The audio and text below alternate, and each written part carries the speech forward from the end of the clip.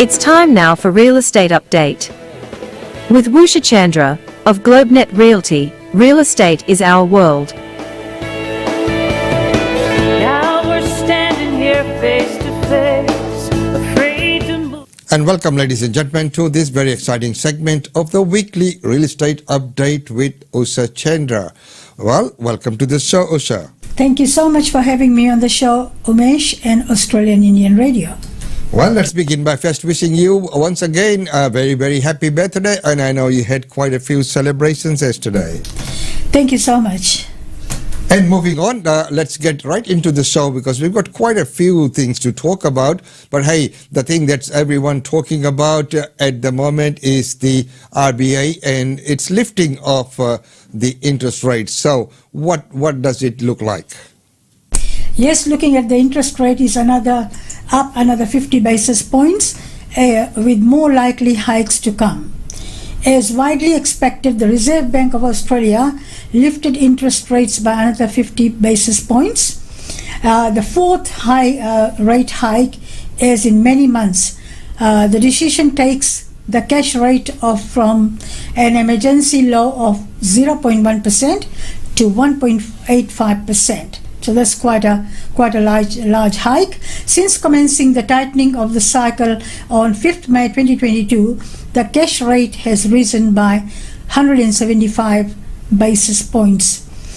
But despite the rapid hike, the cash rate remains well below the pre-COVID decade average of 2.56%.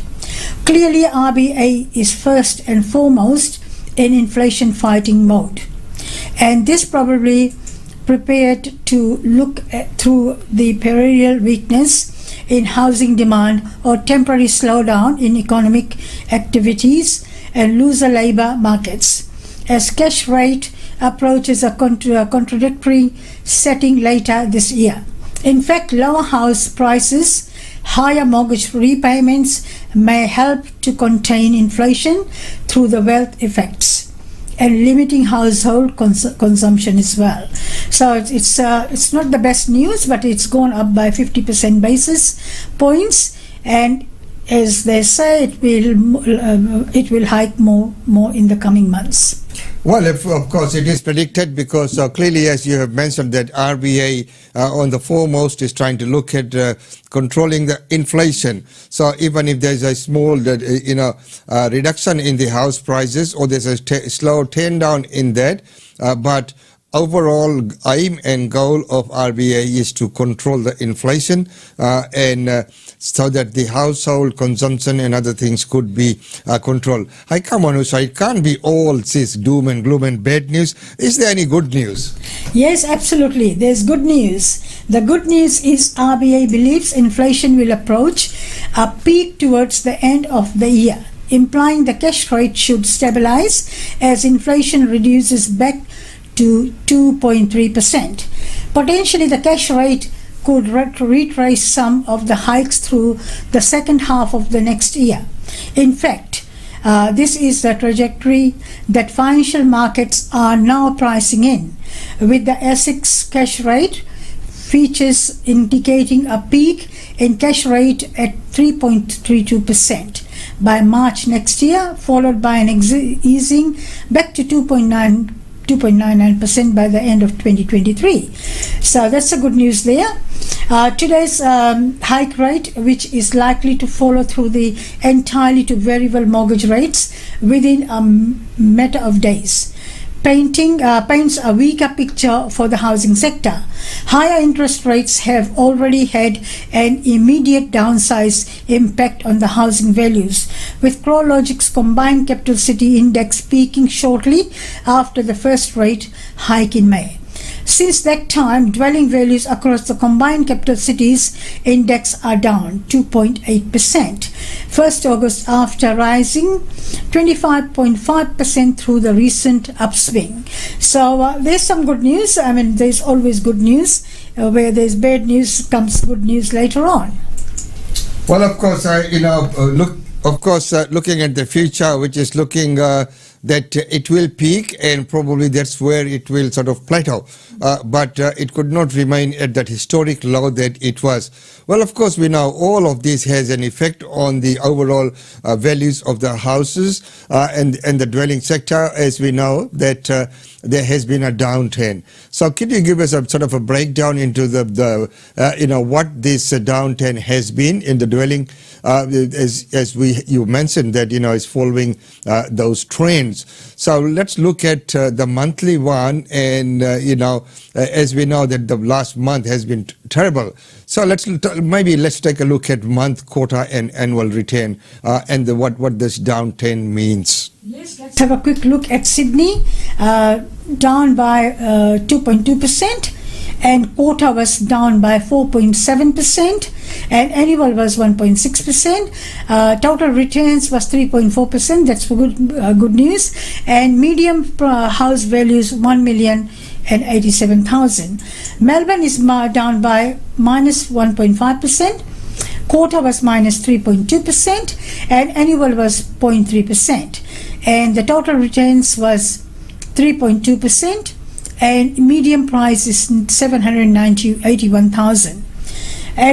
Look at Brisbane, minus 8.8% actually, and it was 1% in the quarter and 22.1%, which was really good. Total returns is 26.4%. Looking at comparing Sydney and Melbourne Sydney and Melbourne, and looking at Brisbane, look at the market there. Our price is not too far from Melbourne, 781 compared to Melbourne 791. So looking at Adelaide, 0.4%, quarter was 3.6%, very good there, 24.1%, and total returns is 28.3%, and 650 is their median price. Perth is 0.2%. 1.2% was the quarter change, and the dwelling was 5.5%, and 10% was the total return, and their price is 560. Hobart is minus 1.5, quarter was minus 1.3, sorry, and annual was 10%, and the total return was 14.1%, and average price is quite high there, 723,000. Looking at Darwin, 0.5%, and 1.9% was their quarter, and 5.3% was their annual, and 11.9% was the total return, and 506 is their median price. Let's have a quick look at Canberra, minus 1.1%. And then quarter was minus 0.9%, and the annual was 12.1%, and the total returns was 16.5%. Median price is 925,000 there. Let's have a quick look at the capitals.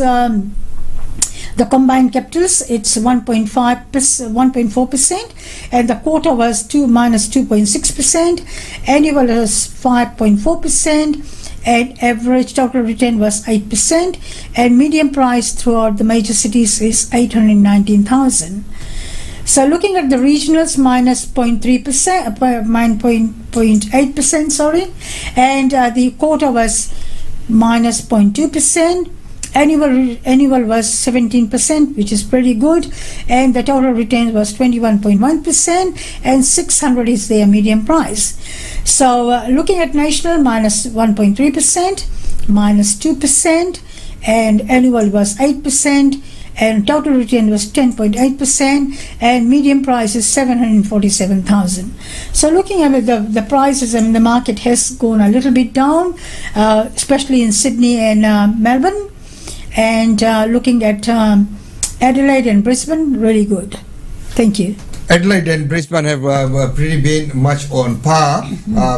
Brisbane used to have the slightly higher growth when it reached about 29%. So Adelaide at 28%, and Brisbane is still there at 26 annual return, which is quite good. But when you look at the median price value, Brisbane is much higher than Adelaide. So in real estate, the real key point is identifying a market which is right low and which is about to peak. So if people had bought, if you look at the median price now at 650, so if people had bought before it started peaking, that time it would have been much lower. Then they would have experienced this kind of growth. But that is the key in real estate, is trying to find those trends and identifying where the next growth will be, and not buying when it is inflated and grown, then you'll be paying a premium price. It is to find out and identify where it's going to peak next and which is low at that point in time. But quite interesting. So having a look at, we had looked at the quarter, the month, and the annual, and the total return, and the median value, which was quite good. So right now, of course, looking at the 3 months, because we've just seen this quarter, let's take a look at the capital value changes in this last quarter. Yes, looking at the regional and Sydney, the capital cities value change. Regional Sydney, let's have a quick look, minus 4.7%. Peak growth was 3 months, 9.3%, and peak the month of peak growth was in May, end of May. Melbourne is minus 3.2%. The peak growth in 3 months was 5.8%, and 30th of April was their peak growth. Brisbane is 0.1%. 3 months was 8.5%, and December last year was their peak growth. Adelaide is 3.6%, quite good there. 7.4% was the 3-month growth, and their growth was, their best time was 31st of January 2022. Looking at Perth, it's 1.2%, 7.7% was 3 months, and 31st of March 2021 was their peak months there, peak growth. Hobart is minus 1.3, 8.2% is the 3 months change, and 31st of July last year was their peak.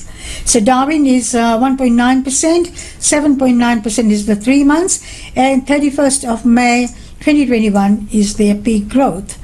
Darwin was 1.9, and 7.9% is 3 months, and 31st of May 2021. ACT minus 0.9, 7.3 was 3 months, and 31st of August 2021. So if you are looking at the changes there, 2021 was pretty good month, pretty good year, sorry. Yeah, of course, and looking at around December 2021 and moving, except for Adelaide, which has slipped into the 2022, and Adelaide has done quite well as well. When you look at those sales that happened in around December in 2021, so if agencies had prepared well before that and that time, those agencies would have done really, really well. But as I said before that, it's all about knowing what's going to happen and predicting. And so now that we have seen the changes, the 3-month change and the peak growth in that 3 months, and of course the peak growth month of the capital cities, what about the regions? Because there have been a lot of activities in the region. So what are they have been doing? Yes, regional market has been very good actually. Regional New South Wales minus 0.8%. And peak growth was 3 months was 7.8%, and 31st of May 2021 was their peak month, and regional Victoria minus 0.5%, 7.1% was the 3-month change, and 30th of April 2021 was their best months. Regional Queensland 0.1%, 6.7%. 31st of January 2022, Regional Queensland is coming 2022. Regional South Australia is 4.2%. 7.4% is their 3 months change, and 31st of March 2022. And regional WA is 0.9%, 7.9%, and 31st of January 2021. Regional Tasmania was 0.4%, 7.7%, and 31st of August in 2021. So looking at that, all the regional the values have gone up, and most of them were in 2021. So 2021 was the time. That was the time when the real growth was there. And it was interesting to see that from 6.9 to 7 point something across the board in that period. Well, of course, how does it relate now to the combined, now if we combine the capital and the regional values? Yes, let's have a quick look at that. The 3 months to July 2022, combined capitals was minus 2.6%. The peak rate growth 3 months, 7.1%, and the peak month was 31st of May 2021. Combined regionals is minus 0.2%, 6.6%, and 30th of April 2021. So Australia was minus 2%, and the growth for 3 months was 7%, and the best month was, the peak month was in May 2021. So it's quite interesting to see that, and so May 2021, so who would have predicted that that was the peak growth month? Yeah. And from there it just started accelerating, and as we have seen from the other figures that around December, because some of the properties go on the market, then they take time to sell and settle, and by the time they get recorded, so those facts could be slightly out, a little bit out by the months, but whatever facts they're going by, those are the results for those months, and that's how these results have been collated. But again, quite interesting. Well, right now let's look in our own backyard, meaning Brisbane. So looking at the growth that has been there, and of course we know that PRD puts out a lot of market research, and they predict what's most livable and other things like that. But these are actual facts and figures of what's actually happened. So right now let's take a look at the highest growth areas in Brisbane. Highest growth in Brisbane, Bow Desert, 549,000, 34.6%. Jimboomba in Logan, that's 865,000, 32.5%. Rockley, where I'm selling one property actually, good to see that Rockley is up there, 863,000, 30.4%. Browns Plains in Logan as well, 629,000 is their median price, 30.2%.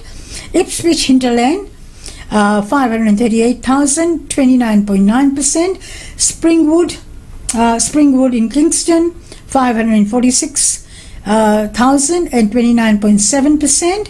Logan Lee in 644,000, basically 645,000, 29.5%.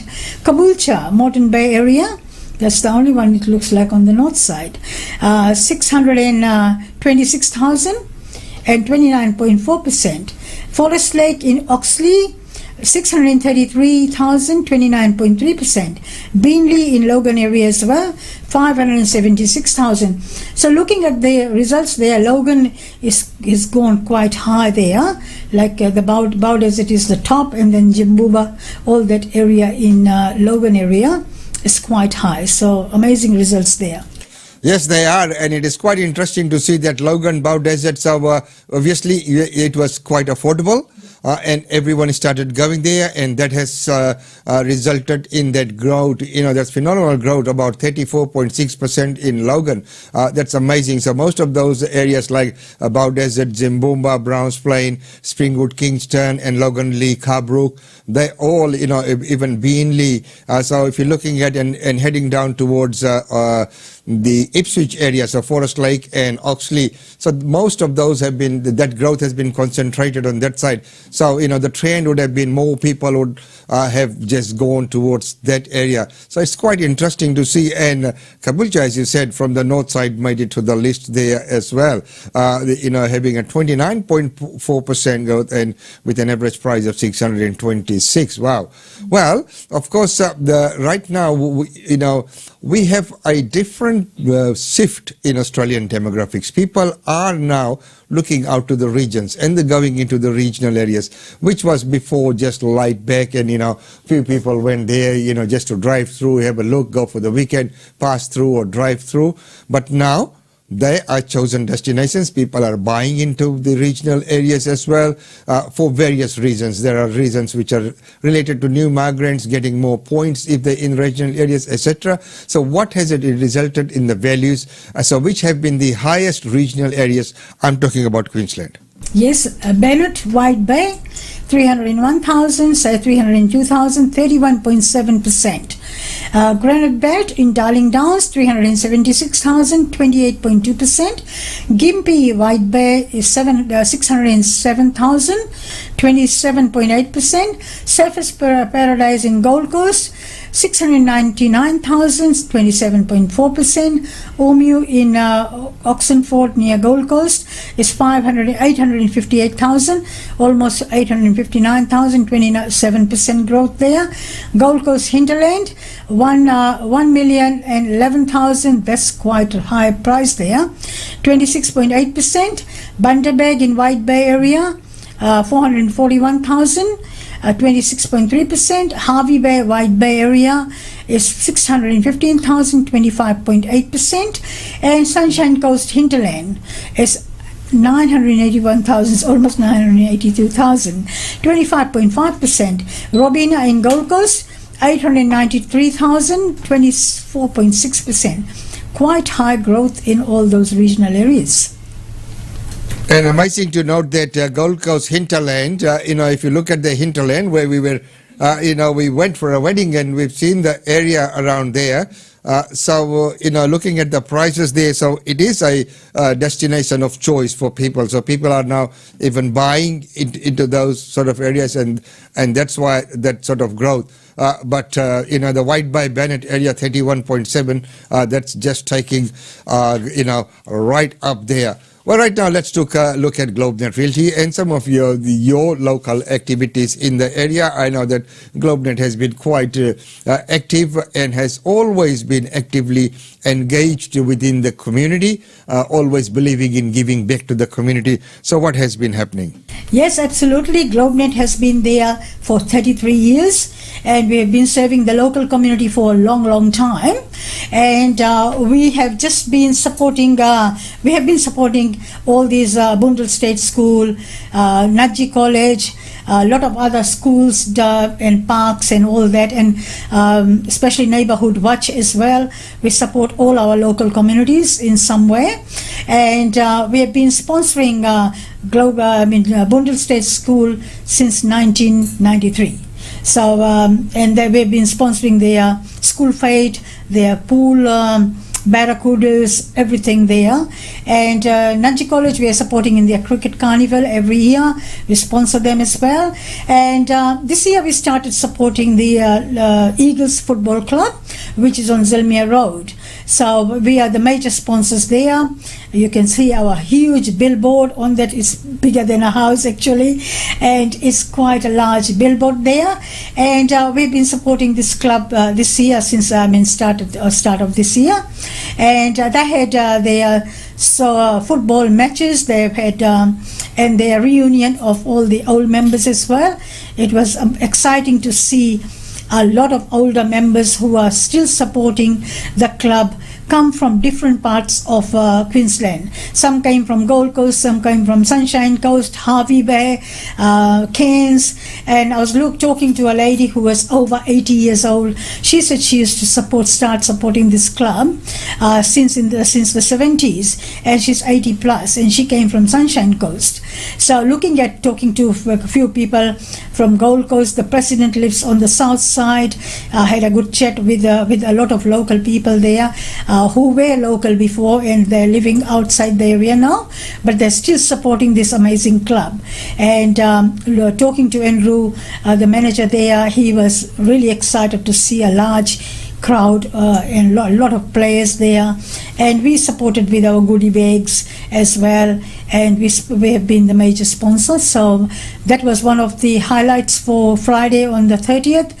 Deborah and I went there, and we met a lot of community people there as well. Amazing to see so many people supporting and contributing, even if they're not their family is not associated with the club, but they're still coming and supporting. A lot of young kids were there, like they brought their grandchildren and children, and they were just amazing to see that. And yesterday we supported the North Brisbane business breakfast, where Minister Leon Linnard She organizes, she's doing amazing work for the local community. You can see her every weekend, every time there's something, she's always supporting them. And we have been supporting this club, this breakfast for the Brisbane Northside community, business breakfast, and for the last few years, and we were one of the major sponsors there as well. And we had our treasurer, Queensland treasurer, Cameron Dick, was the chief guest there, and he was talking about the budget, what the budget is, amazing budget this year they have got this year for 2022 and 2023. So let's have a quick look, let's have a look how they are progressing and doing the amazing work. They have already got into the budgets. They have supported Boondall State School with their car parks, with their grounds. I've seen them for a long time, for some time. They're doing major work. Zilmia Community Centre, they're supporting that and renovating and doing all sorts of work. A lot of roads in the Nanda area. So Northside is getting a lot of contribution from the Queensland government. Thank you so much. It's our trade area. And one special thing happened, and I was surprised. They celebrated my birthday as well with beautiful flowers. And we, as a major sponsor, we were given about 5 to 7 minutes to do our presentation, how we started GlobeNet Realty, and how we have started our newspaper, the Brisbane Indian Times, and Australian Indian Radio, and how we have been supporting the local community. And for this community work, Umesh and I got the Citizens of Brisbane City in 2019, and Umesh in 2020, he got the Order of Australia Medal as well. So we would love to support any communities, anybody is looking for any sort of help, please contact my office on 3865 4466, and we are happy to help you in doing your projects or whatever. So thank you for your support, and for our Brisbane Brisbane Indian Times and Australian Indian Radio supporting us as well. So that's the local community context. Yes, that's quite wonderful. And of course, GlobeNet Realty has always been supporting the local community, been established in the area for the longest established local agency, quite a name out there in the community. So good to see that support. And of course, you were supporting the IGA's Deegan and the Boondall one, by sponsoring their billboards, and there are many things like that. So it's always good to be connected with the community and give back to the community. One of the good things to note yesterday was that, when the treasurer did his presentation and said that Queensland is the only state that has come in the black when it talks about budget and not being in red. So I said, well, if Queenslanders can do so good, we've sent a Queenslander out to manage whole of Australia's budget. Let's see if he brings whole of Australia back in the budget. And of course, to keep everyone in line, we sent another Queenslander, the Treasurer's brother, Milton Dick, who is now the Speaker of the Federal Parliament. So good on that. So Queenslanders leading all the way, not only in state of origin, in politics as well. So wonderful to see. So Usha, just in conclusion, would you like to touch on some of your listings or opens? Yes, we have got a couple of new listings. We have got the property at 51 Florimee Street. We have got a couple of offers, but not the price the seller wants.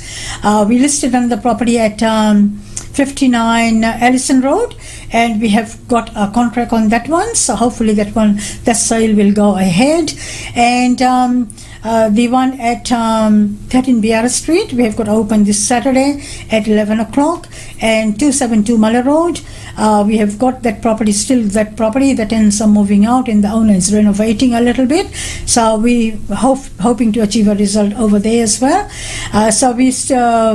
We have got another two major properties, big properties, which I've sold a few times. 427 Sandgate Road, 2222 Sandgate Road. I've got it offers over 2.9 million. It's property on 1 acre, so it could be subdivided into 6-7 blocks there. And the next door block as well, I've listed at 2216 Engate Road, and that's going on the market for offers over 1.5 million. So I've got an offer which I'm negotiating with the developer, but the money is not there at the moment. So we've got a couple of other interested developers looking at that property this week as well. So looking at rental side of our things, we have got only one rental property. We have got major it's on the market for $740 a week, and we have got few applications, but we are still looking for the right tenant for that property. And if anybody is looking to rent or to sell, please contact either Vicky for rentals on 3865-4466, or myself or Deborah on the same number for sales, and Diane and Vicky will be able to help you in the rentals. Thank you so much for having me on the show. Australian Indian Radio and Usha Chandra. And once again, thank you so much for being on the show. To all our viewers and listeners, sorry, it's been a slightly longer segment today, but there was so much to get through. There's so much things that we have to talk about every week, and of course that makes the segment very interesting and relevant rather than just the same kind of facts and figures. So this week was slightly different when we looked at the growth and what's been happening in those 3 months. So well done, Usha. Once again, thank you so much for being on the show. So ladies and gentlemen, it's goodbye from us from this segment. GlobeNet Realty. GlobeNet Realty has been the longest established, trusted and respected agency in its trade area. Usha Chandra, Director of GlobeNet Realty, provides honest and ethical service to her customers. If you are thinking of investing in Brisbane real estate market, or if you are seeking professional property management, then you should contact Usha Chandra today on landline 3865 4466 or mobile 0419 775 416. And for further updates, log on to our website www.globenetralty.com.au. GlobeNet Realty is your own local real estate agency. Situated at Shop 52281 Sandgate Road, Boondall. GlobeNet Realty. Real estate is our world.